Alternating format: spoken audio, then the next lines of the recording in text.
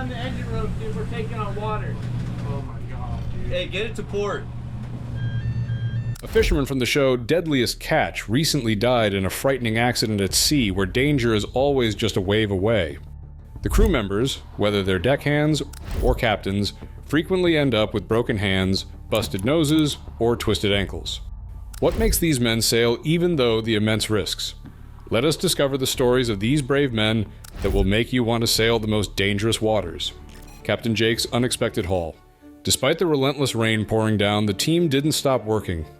They had a family gathering to look forward to, which kept their spirits high. Captain Jake, with a hopeful tone, shared that they were fishing further northwest than usual this time. He was feeling positive, hoping for a big haul of maybe 200 to 300 crabs, and even said a little prayer for good luck. When they finally pulled up their catch, it was massive, far beyond anyone's expectations. Captain Jake was visibly shocked, exclaiming he had never seen anything like it in all his years at sea, especially since it all happened in just 8 hours. The incredible size of their catch brought a temporary relief from the cold, and the hard work felt worthwhile. If the crabs were of the right size, they could earn a handsome amount from this one pot. Even if the crabs were smaller, the sheer number they had caught was a win in itself. They had managed to catch 435 crabs, smashing Captain Jake's initial hopes.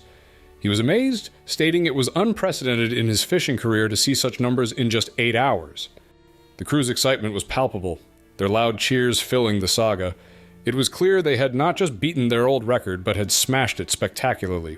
The next morning, the crew was winding down from their exhausting night, but they couldn't relax for long. A new challenge quickly presented itself. The ocean was getting rough, and the saga was feeling the brunt of the aggressive waves. One of the crew members spotted the danger and quickly alerted Captain Jake. The captain acted fast, instructing everyone to get inside for safety.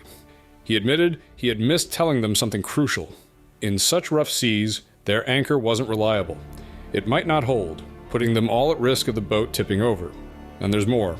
At that moment, every decision was critical. The saga was in danger of losing everything, its crew and the entire vessel. Captain Jake urgently called out to his crew, telling them to hold on tight and be careful. He explained that if he didn't keep the anchor line tight, the winch could snap off and be lost to the sea. He was frustrated, but determined, acknowledging that other ships were likely watching their struggle and might be questioning their decision to try to secure the anchor in such terrible weather. Captain Jake recognized he had lost anchors before, but stressed that the safety of his crew was his utmost concern. He committed to owning up to his mistakes and hoped his crew would be responsible for their actions too. This showed his dedication to not only their safety, but also to leading by example. Captain Jake urgently needed to manage the anchor cable properly while they were trying to pull it up. He called over a crew member to help figure out which way the cable was running, because handling this correctly was crucial. There was a lot riding on Jake's ability to smoothly navigate through the storm and successfully free the jammed anchor without panicking. Despite their huge success in fishing earlier, the crew was set to face some stern words for their carelessness in this tricky situation. In a moment of intense concern, Jake shouted at a crew member to steer clear of the winch, warning that if it came loose, it could be dangerous and cause serious injuries. Following this frantic moment, Jake looked confused, openly wondering what went wrong and why the winch wasn't working as expected. If the anchor were to snap, the deckhand standing nearby would be thrown into the sea. Jake kept reminding everyone to keep away from the winch's path. Luckily, they managed to avoid any disaster and got the anchor safely out of the water. With the storm still raging, the next task was to head to port, but Jake didn't seem too worried about navigating through the rough conditions. When two boats suddenly collided, it threw everyone into a state of panic. The most frustrating situations are those where you can see trouble coming but feel powerless to stop it. The captain of the Wizard, despite shouting commands, knew that his words were doing little to change the situation, but quickly moved to manage the damage. Since they were at sea and couldn't directly confront the other boat's captain, his immediate concern was to steer his vessel safely to port. This incident should remind anyone on the road that arguing or causing delays over confrontations isn't worth it. The captain was noticeably upset by the incident, warning his crew that there would be serious consequences for anyone who crossed him during this tense time. The captain swiftly issued a series of instructions. He ordered his crew to check the front of the boat, then commanded them to power up and make a sharp turn to the left. He demanded full throttle as they moved forward. After following these commands, the boat shook noticeably. The captain expressed uncertainty about how severely they had been hit, but tried to stay hopeful amidst the confusion. Following the collision, the captain of the Wizard spoke to the opposing captain through the intercom, clearly agitated. He accused the other captain of reckless navigation, questioning their decision-making and whether they had suffered an engine failure. He demanded an explanation for why their boat had cut across his path when he was only moving at 4.5 knots. The other captain defensively replied that he had attempted to reverse, but the throttle controls had malfunctioned and failed to respond, which added to the chaos of the situation. Stay tuned for more. The captain of the Wizard, after a tense moment, suggested that both he and the other captain should check their ships for any damages and then wished him well. He also mentioned that he would be examining his own ship for potential harm. Interestingly, he didn't offer any apology for the incident. This conversation was definitely not the end of the matter, and it was apparent that the captain of the Wizard would have more to say once they docked at the port. Still a bit shaken from the close call, he mentioned that they had had enough shouting for a lifetime, a sentiment likely shared by the entire crew. Shortly afterward, a deckhand came forward, possibly to discuss safety procedures or to help soothe frayed nerves. He brought up an important feature of the ship called the collision bulkhead. He explained that in situations like the one they had just experienced, this specially designed compartment would fill with water to prevent the ship from flooding, thereby potentially saving it from sinking. If the damage had been worse, the captain might have found himself back on the radio, shouting out of concern. However, the initial damage assessment was less severe than anticipated, which helped calm everyone down rather quickly. The captain then detailed the frightening incident they had just survived. He explained how their anchor unexpectedly snagged something underwater, causing their ship to swerve off course and only graze another vessel. He emphasized how critical the situation could have been. If they had hit the other ship straight on with the front end of their ship, they could have cut right through it. Although the other boat did end up with significant damage, the captain knew that blaming his own crew wouldn't help, and that was enough to ease some of the tension. With the storm still strong, the crew's joy from their big catch turned into a struggle to stay safe. Night fishing in rough seas. After the incident, the saga felt colder than the icy waters of the Bering Sea itself. For Captain Jake, dealing with severe weather at night was one of his toughest challenges. He needed to decide if the potential catch was worth the risk to his crew's safety. He kept shouting warnings to Jacob, a deckhand, urging him to stay vigilant. Jacob, though shaken, responded that the impact from a massive wave was intense but manageable. It was as if the sea was reminding them, in no uncertain terms, of its immense power and the need for caution. A huge wave then crashed onto the deck, splashing everyone with freezing seawater and chilling the crew to their cores. Captain Jake quickly apologized, admitting he hadn't anticipated the wave. Jacob gave more details about what happened. He said water surged through the gaps in the deck boards and that the coiler, a machine used to wind lines, suddenly moved towards him. Reacting instinctively, he crouched down while coiling his hook line. Jacob felt fortunate, noting it seemed almost miraculous that the coiler took the brunt of the wave's force. He barely avoided being swept overboard and was sure this dramatic story would be one he'd recount for a long time. Captain Jake, frustrated by the unpredictability of the wave, stressed the need for constant vigilance on deck. He expressed concerns about their ability to safely continue hauling in their catch given the worsening weather conditions. Captain Jake pointed out the dangers of such massive and fast-moving waves, describing their impact as equivalent to a powerful punch, hitting with speeds of up to 20 miles per hour. He decided to call off the hauling operations, humorously referring to the decision as a Bruce Lee move, implying a swift and decisive action. Convinced that the crew wouldn't be able to withstand another such powerful strike from the water, Jake decided it was best to end their efforts for the evening. And that's not all. It's quite something how Captain Wild Bill runs his team on the Summer Bay. They're always ready to keep going, even when others might stop, and that's probably because of their strong team spirit. This time, they were setting out for a night of fishing in really deep water. Wild Bill had let everyone know earlier that they were in for some rough conditions and told his crew to be extra careful. He even decided to place their crab pots deeper by 3 fathoms to increase their chances. The weather turned bad pretty quickly, getting worse within just 45 minutes. While some might get discouraged, Wild Bill saw an opportunity in an open spot in the ocean, hoping it might boost their catch for the night. Handling the crab pots is tough, especially at the rail where the sea hits hardest. It was Spencer's turn to take on this tough spot. Wild Bill, caring about his crew's safety, made sure to remind Spencer to be careful before he started on his task. The currents were really strong, making it hard for Spencer to secure the buoy. Yet, he pushed on, motivated by the thought of pulling up lots of crabs. Spencer seemed to share Wild Bill's optimism, believing that their hard work and positive thinking would help them avoid any serious problems. When they finally pulled up the pots, the crew was thrilled. They had caught 223 crabs, which was a big win for them. One of the crew members was so happy, feeling sure that the rest of the night would bring even more good luck. With other boats gone for the night, it felt like they had the whole ocean to themselves. But wait, there's more. However, the excitement didn't last long. As they struggled with the equipment because of the strong currents, something went wrong, and suddenly, a man was overboard. This threw everyone into panic. The sea was choppy and it was hard to see, making the situation really dangerous. Wild Bill was quick to act, directing his crew to save the man in the water. It felt like forever, but they managed to get Spencer back on board, safe and sound. Everyone breathed a sigh of relief. Wild Bill felt those moments were some of the longest of his life, as the thought of losing a crew member was unbearable. He was deeply relieved and grateful that Spencer was okay after such a scary incident. Just when the crew thought the worst was over, an injury put their whole trip at risk. Nick's painful fall.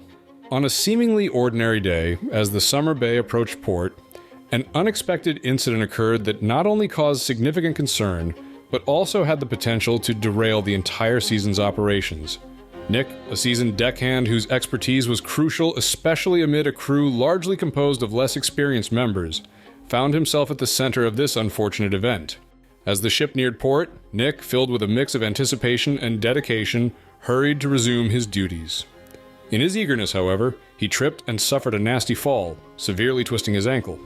This wasn't just painful, it was a complication that could sideline him for the season, a real problem since the vessel, captained by the esteemed Wild Bill, was already managing with a significant number of greenhorns and desperately needed the guidance and skill of veteran crew members like Nick.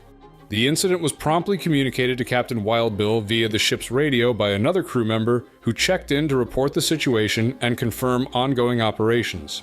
At that time, the crew was still actively hauling in crab pots, a task that required full team effort and concentration. The conversation quickly shifted to Nick's accident, with the crew member expressing concern over Nick's ability to continue working under the harsh, demanding conditions typical of their fishing expeditions. As Nick groaned in pain, he described the sensation as an intense pain shooting from his ankle up to his knee, indicating the severity of the injury. This was not just a minor sprain. The pain was profound and the impact immediate. In the tough world of crab fishing, where every crew member's contribution is vital, this was a significant setback. Keep watching for more. Considering the next steps, another crew member discussed the potential need to cut off Nick's boot to properly treat the injury. The plan was to apply ice to the swollen area and monitor the situation overnight. There was also a mention of possibly needing to consult a doctor, though it was unclear if this could happen immediately due to their location and the ship's schedule. The logistics of dealing with injuries at sea are complex, compounded by the limited medical supplies on board. Nick's condition was expected to worsen by the next day, complicating the crew's already challenging work environment.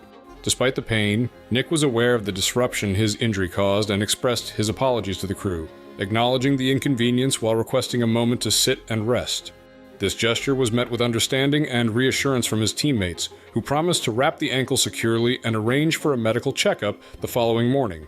This checkup would likely include an X-ray to ascertain the full extent of the damage to Nick's ankle. Captain Wild Bill, deeply concerned for one of his key crew members, was visibly upset by the incident. To him, Nick was more than just a deckhand. He was described as the heart and soul of the team out on the waters. This incident highlighted just how much Nick meant to the crew and to the captain. It underscored his importance not just as a worker, but as an integral part of the human element that kept the Summer Bay running smoothly.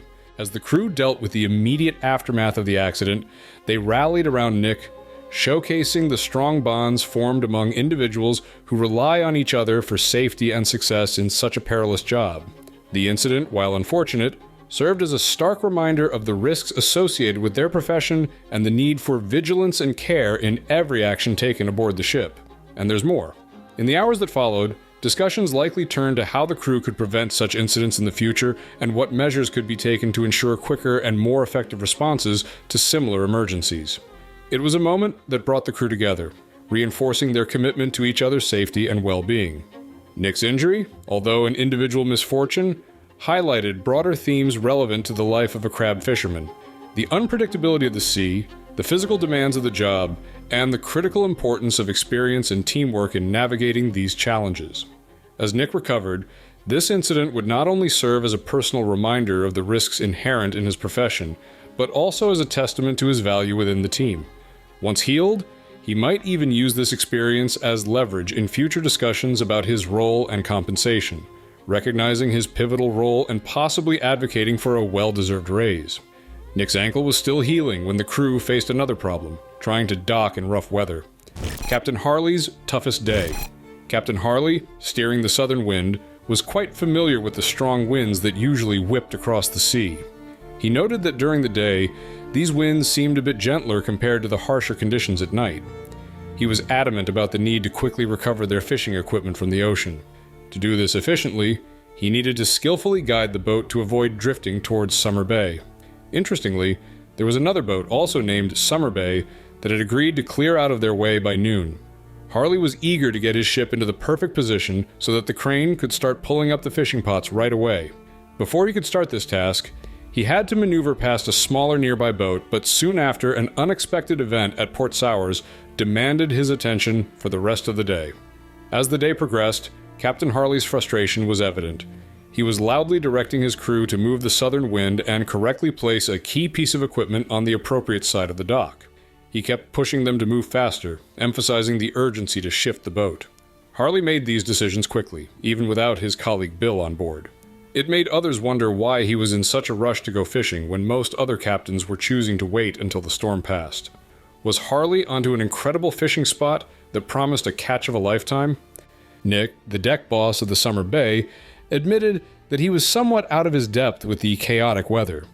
He likened the situation to unexpected and strange events, like a fridge door suddenly coming off its hinges.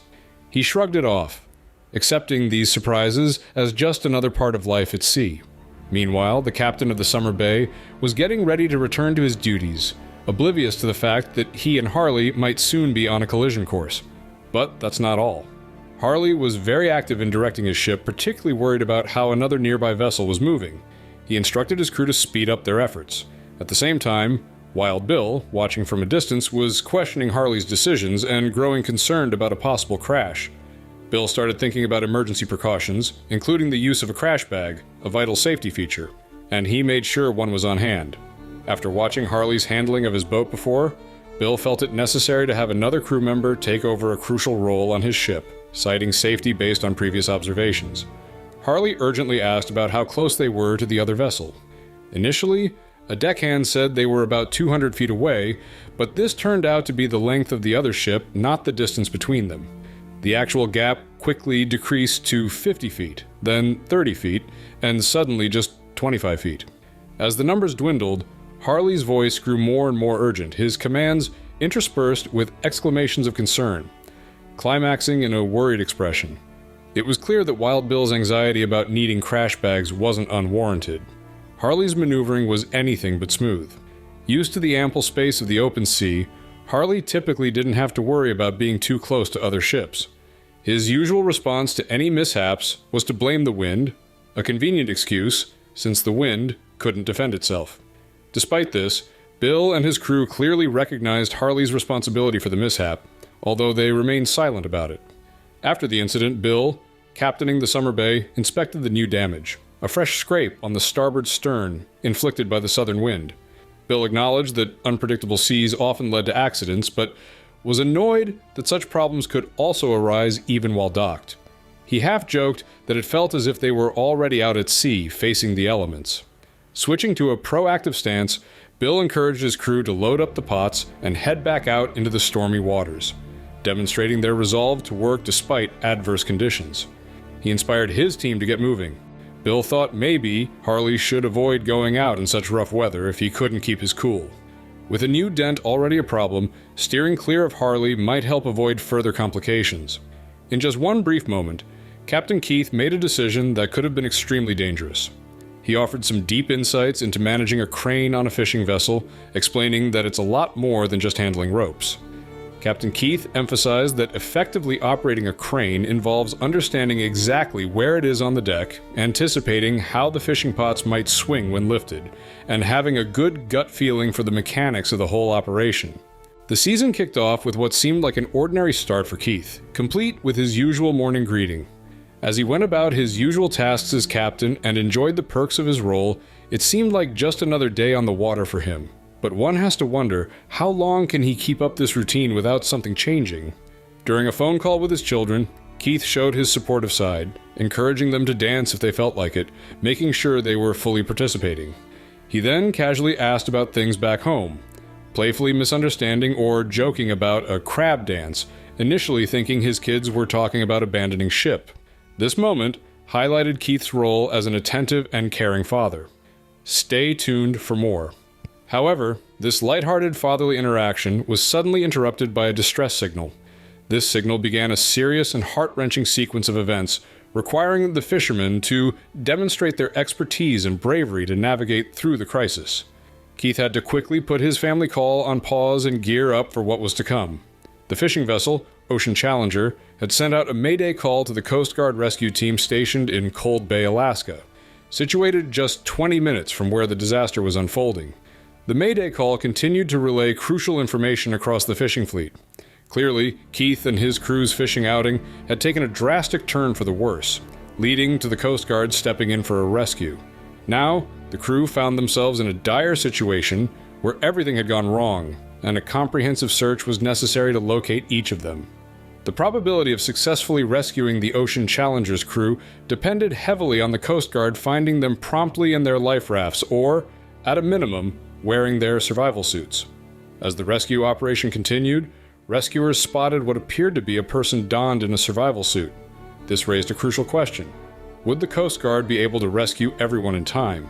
While the captains guided their boats through rough seas, a sudden accident made them face the real dangers of their job. Deckhands' dangerous trap. Captain Keith and his team are on another fishing trip, headed north with high hopes but aware of the dangers.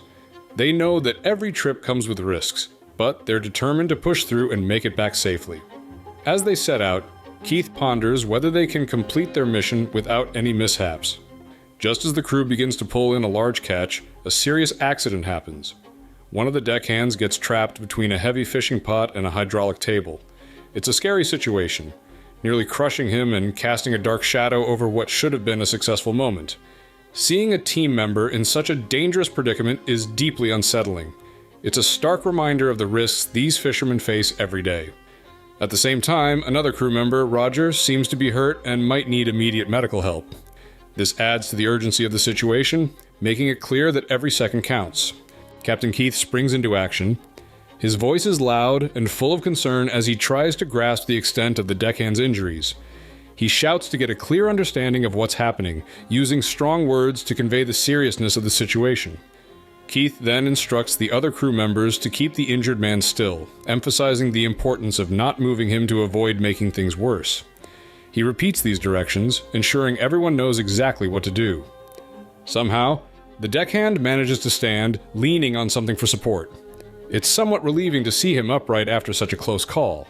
Though he was nearly crushed moments ago, he's able to keep going, which is a small victory under the circumstances. Keith then focuses on Roger, trying to determine if he's seriously injured. He asks Roger to look him in the eye and describe exactly where it hurts and if he feels anything unusual. Roger responds, saying he feels unusually heavy. Keith advises him to move carefully, avoiding any sudden or sharp movements that could worsen his condition. Keep watching for more. With the crew already short-handed, this incident means they have even less room for error. They'll need to work extra hard and extra carefully, not just to catch fish, but also to look after each other. This kind of accident shakes up the whole team, forcing them to confront the realities of their job. They have to stick together, work smart, and handle every task with extra care, all while worrying about Roger's well-being. It's a tough situation that tests their strength, teamwork, and resilience out on the open sea. As autumn's second week rolls in, the crews of the Summer Bay and Saga are deep in the throes of their challenging hunt for king crab. They're facing brutal weather conditions that only seem to get tougher, and there's a constant pressure to meet their hefty quotas. This is no easy feat, and it demands not just skill, but also a lot of guts from everyone on board.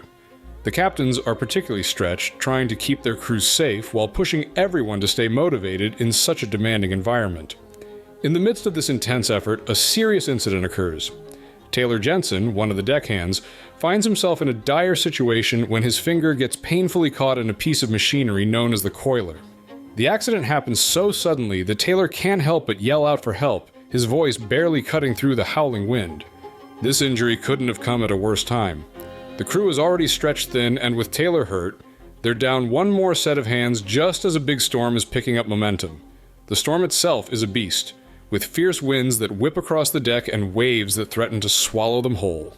Visibility drops sharply, making every task on the deck even more dangerous. In these near-zero visibility conditions, managing an injury becomes doubly challenging.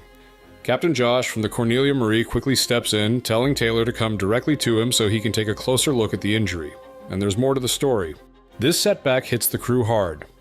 Captain Josh has seen injuries like this before and knows too well the ripple effects they can have. An injured crew member means the rest of the team has to pick up the slack, a tough ask during a dangerous storm. Taylor's injury is severe. His finger, caught and crushed in the coiler, looks bad and definitely needs professional medical care. However, the worsening storm means they're limited in what they can do right then.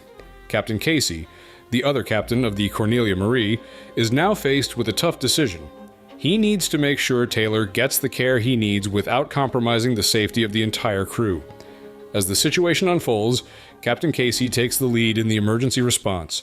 He sends someone to grab the medical kit, making sure they bring back the right kind of scissors for cutting away damaged skin. As he inspects Taylor's finger more closely, it's clear that the injury is more serious than they initially thought. He admits to the crew that Taylor will likely be out of action for a while. Meanwhile, Captain Josh tries to keep spirits up. Could the relentless dangers on Deadliest catch be more than just nature's wrath? Perhaps a sign of something deeper and more disturbing at play in the fishing industry? Share your thoughts in the comments, and don't forget to like and subscribe for more.